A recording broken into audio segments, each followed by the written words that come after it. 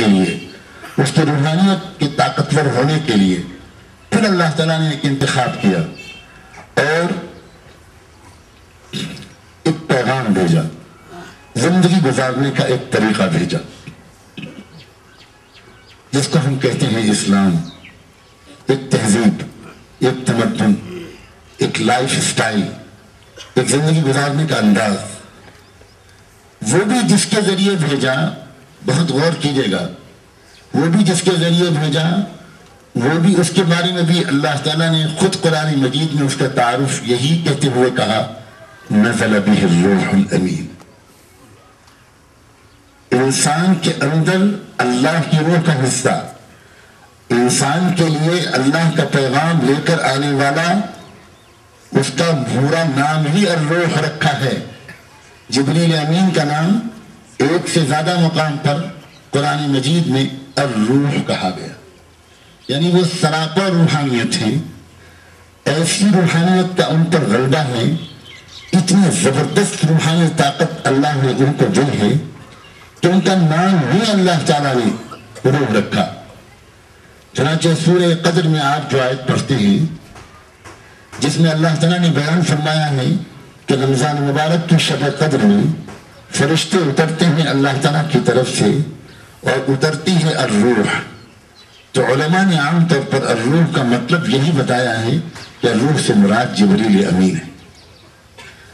تو انسان کے اندر بھی روحانیت اور اللہ کی روحانیت کا حصہ، اور جو میسج آیا ہے، جو پیغام آیا ہے، جو تہذیب آئی ہے، جو دین آیا ہے، جو کلام آیا ہے، جو کتاب آئی ہے، جو شریعت آئی ہے، جو حکمت آئی ہے، جو سوچنے کا انداز بتایا گیا، جینے چلنے پھرنے کا انداز بتایا گیا، وہ لانے والا وہ بھی سراپا روح، اس کا نام بھی روح،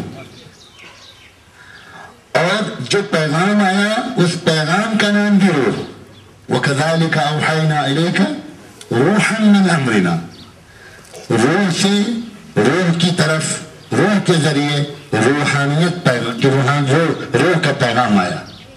بھیجنے والا اس نے اپنی روحانیت کا ایک حصہ انسان کے اندر ڈالا، اس روح انسانیت کے اندر جو روح ہے اس کے پاس اپنا پیغام لے کر بھیجا، اس کو جو از اول تا آخر روح ہے، اور اس کے ذریعے جو پیغام دیا وہ پیغام بھی ایسا جس پیغام کا نام بھی اللہ تعالیٰ نے یہی کہا، یہ رکھا، وَكَذَلِكَ أَوْحَيْنَا إِلَيْكَ رُوحًا مِّنْ أَمْرِنَا، اور ہم نے وحی کے ذریعے اے میرے پیارے محبوب تم تک پہنچایا اپنی امر میں سے ایک روح کو، روحًا مِّنْ أَمْرِنَا۔ کیا اشارے ہیں؟ پوری بات کا خلاصہ یہ ہے، میں یہاں کوئی علمی گفتگو کرنے سبق سنانے تو نہیں بیٹھا، مجھے چاہیے کہ میں وہ انداز اختیار کروں کہ آپ سب میرے عزیز نوجوان، آپ سب لوگ، بہنیں، بچیاں، سب لوگ سمجھ سکیں کہ کیا منشا ہے۔ اسی لیے قرآن مجید کے خادموں کا ایک بہت بڑی ذمہ داری یہ ہوتی ہے کہ ایک طرف تو وہ قرآن کے اشاروں کو سمجھیں، اس کی گہرائیوں کو سمجھیں، اور پھر اس کو لوگوں تک جب پہنچائیں تو وہ آسان کر کے سمجھائیں۔ کلم الناس علی قدر عقولہم، اللہ تعالیٰ میرے لیے اس بات کو آسان فرمائے۔ سچی بات یہ ہے کہ اسلام سراپا، پورا کا پورا اسلام آیا ہی اس لیے ہے کہ میرا آپ کا دل، میری آپ کی روح پاک صاف رہے۔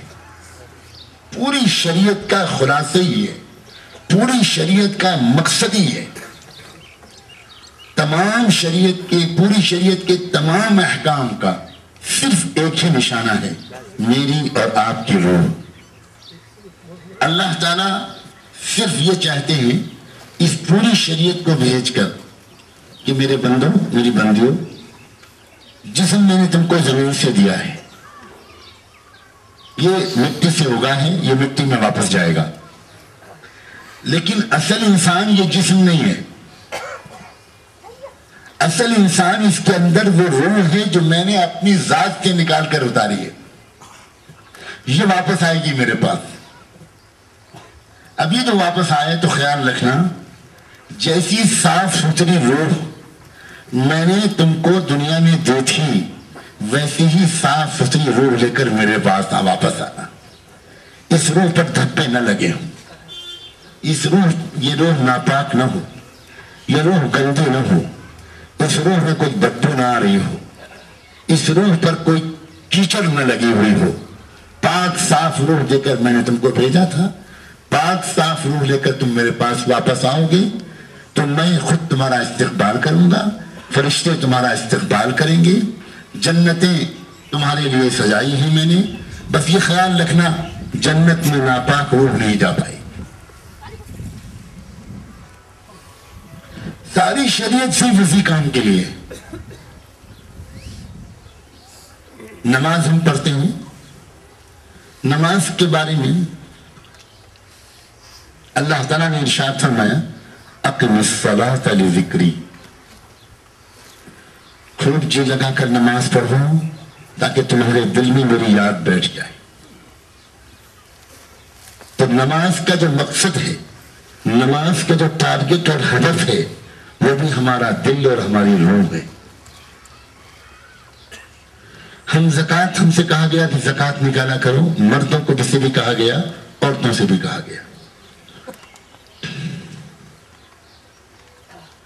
عورتوں کو چاہیے کہ وہ خود فیصلہ نہ کریں کہ میرے اوپر زکوٰۃ فرض نہیں ہے، وہ حضرات علماء اور مفتیان کرام سے اپنے محرموں کے ذریعے تفصیلی طور پر پوچھیں کہ میرے پاس اتنا زیور ہے سونے کا، اتنا زیور ہے چاندی کا، میرے پاس اتنے پیسے ہیں جو میرے ملکیت ہیں، وہ چاہے شوہر کے دیے ہوئے ہوں اور چاہے وہ الگ سے اس کے آمدنی کا کوئی اور ذریعہ ہو، اسے چاہیے کہ وہ پوچھے کہ کیا میرے اوپر زکوٰۃ فرض ہے، اور اگر ہے تو کتنی ہے۔ زکوٰۃ ہم دیتے ہیں، زکوٰۃ دینے کا مطالبہ کیا گیا مردوں سے بھی اور عورتوں سے بھی۔ کیا مقصد ہے زکوٰۃ کا؟ ہم یہ سمجھتے ہیں کہ زکوٰۃ کا مقصد ہے کہ غریبوں کا بھلا ہو، یہ زکوٰۃ کا فائدہ ہے، یہ زکوٰۃ کا نتیجہ ہے، لیکن یہ زکوٰۃ کا اصل مقصد نہیں ہے۔ زکوٰۃ کا اصل مقصد ہے خذ من اموالہم صدقۃ تطہرہم وتزکیہم بہا، دل کا پاک کرنا، روح کا پاک صاف کرنا، یہ زکوٰۃ کا مقصد ہے۔ پتہ چلا کہ دل اور روح کی صفائی زکوٰۃ کا وہ بھی زکوٰۃ کا مقصد ہے۔ زکوٰۃ کا مقصد بھی دل اور روح کی صفائی ہے۔ روزہ رکھنے کو ہم سے کہا گیا، اللہ تعالیٰ نے قرآن مجید میں صاف صاف فرما دیا یا ایھا الذین آمنوا کتب علیکم الصیام کما کتب علی الذین من قبلکم لعلکم تتقون۔ روزہ اس لیے تم کو دیا جا رہا ہے تاکہ تمہارے اندر تقوی پیدا ہو، اور تقوی جسم کے اندر نہیں ہوتا، تقوی دل اور روح کے اندر ہوتا ہے، تقوی روحانی لطائف کے اندر ہوتا ہے، اور اس کا اثر اور ریفلیکشن انسان کے جسم پر پڑتا ہے۔ تو روزے کا بھی نشانہ جو ہے وہ بھی دل اور روح ہے۔ حج کے بارے میں کہا گیا وَمَن يُعَظِّمْ شَعَائِرَ اللَّهِ فَإِنَّهَا مِن تَقْوَى الْقُلُوبِ۔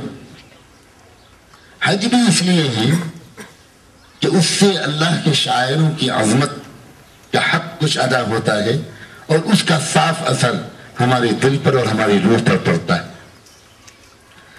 حج یہ ہے کہ پردے کے بارے میں کہا گیا، حجاب کا حکم دیا گیا، مردوں کو بھی احتیاط کے ساتھ اپنی نگاہوں کو قابو میں رکھنے کی ہدایت دی گئی، عورتوں سے بھی کہا گیا کہ وہ حجاب کی پابندی کریں، پردے کا اہتمام کریں۔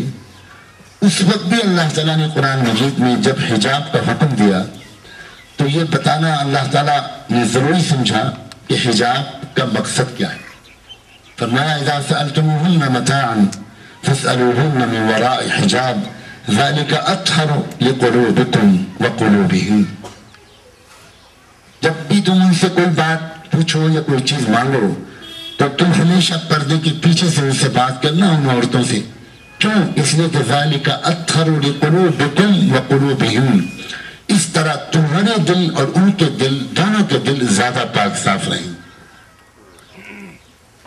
تو ہر حکم شریعت کا مقصد صرف یہ ہے اللہ بندوں کو تکلیف میں نہیں ڈالنا چاہتا، اللہ بندوں کو بلا وجہ کی پابندیوں میں نہیں جکڑنا چاہتا، اللہ کو بندوں سے پیار ہے، اللہ بندوں کا خیر خواہ ہے۔ اللہ تعالیٰ جانتا ہے کہ اگر یہ میں نے ہدایتیں نہ دیں تو میرے بندے جانے انجانے میں اپنی روح کو گندا کر لیں گے، اور روح کی گندگی کے ساتھ یہ دنیا میں تو جی سکتے ہیں، روح کی گندگی کے ساتھ میں دنیا میں ان کو کھانا پینا دیتا رہوں گا، ان کو میں خوب دوں گا، میں نہیں روکوں گا، لیکن یہ جب جسم ختم ہو جائے گا اور روح ہی روح رہے گی تو ان کی تکلیف کا دور شروع ہوگا، پھر کوئی دنیا کی طاقت ان کو بچا نہیں سکتی، اس لیے کہ گندی روح کا اس دنیا سے جانے کے بعد تکلیف کا سلسلہ شروع ہوتا ہے، پھر روح ہی روح رہ جاتی ہے، اور جتنی روح بھی پاک صاف ہوگی اتنا ہی اچھی انسان کو موت آئے گی، اور آسان موت آئے گی، اور موت کے بعد آنے والے حالات بہتر ہوتے چلے جائیں گے۔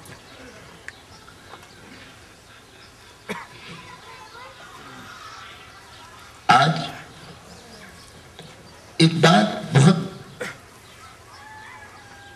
دھیان سے سمجھنے کی ہے۔ عام طور پر لوگ یہ محسوس کرتے ہیں، خاص طور پر ہمارے نوجوان بچے اور بچیاں، یہ اسلامی شریعت ذرا مشکل شریعت ہے، اس میں بہت پابندیاں ہیں، یہ مت کھاؤ، وہ مت کھاؤ، یہ مت بولو، یہ مت سنو، ایسے دوستوں کے ساتھ مت گھومو، اپنی جوانیوں کو اس طرح مت خرچ کرو، اپنا ٹائم اس طرح برباد مت کرو، شادیوں کی تقریبیں اس طرح منعقد کرو، ایسی تعلیم حاصل کرو، اپنے بچوں کو ایسی تعلیم دلاؤ، ایسی تعلیم مت دلاؤ۔